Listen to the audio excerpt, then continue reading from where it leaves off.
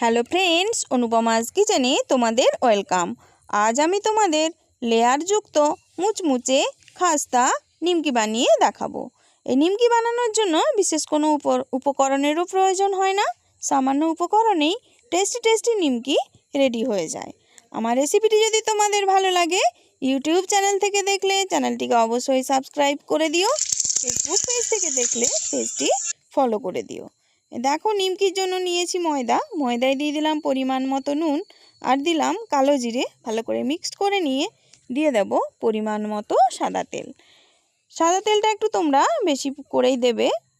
ময়ামটা ঠিক এরকম হবে, মুঠো করলে মুঠো হবে, ভেঙে দিলে গুঁড়ো হয়ে যাবে। এরপর পরিমাণ মতো জল দিয়ে আমি একটা ডো বানিয়ে নিলাম। এরপর অপর দিকে বাটিতে কর্নফ্লাওয়ার নিয়ে তাতে সাদা তেল দিয়ে একটা মিশ্রণ বানিয়ে নেব। ডোয়ের থেকে লেচি কেটে রুটির আকারে বানিয়ে নেব আর সাদা তেল আর কর্নফ্লাওয়ারের মিশ্রণ চারিদিকে লাগিয়ে পরপর 4টে রুটি দিয়ে এভাবে লেয়ার করে নেব। লেয়ার করে নিয়ে ওপরে ময়দা ছড়িয়ে আবারও পাতলা করে বেলে নেব।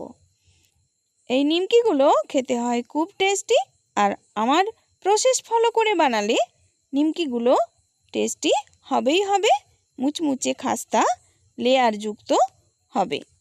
এভাবে দেখো, পাতলা করে বেলে নিয়ে এভাবে আমি 3 কোণা শেপ দিয়ে নিমকিগুলো কেটে নেব।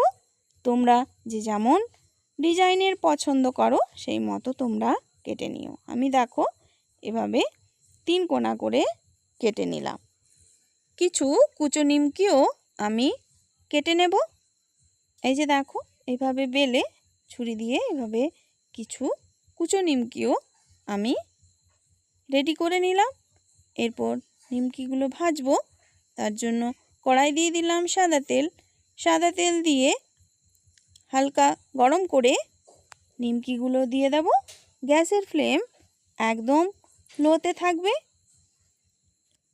টেস্টি খাবার খেতে গেলে একটু ধৈর্য ধরতে হয়, তাই ধৈর্য ধরে লো ফ্লেমেই উল্টে পাল্টে লাল করে ভেজে তুলে নামিয়ে নিলেই রেডি হয়ে যায় টেস্টি নিমকি। এবং কতটা মুচমুচে হয়েছে আওয়াজ শুনেই তোমরা বুঝতে পারছো, আর কতটা লেয়ারযুক্ত হয়েছে সেটা তোমরা দেখেই বুঝতে পারছো।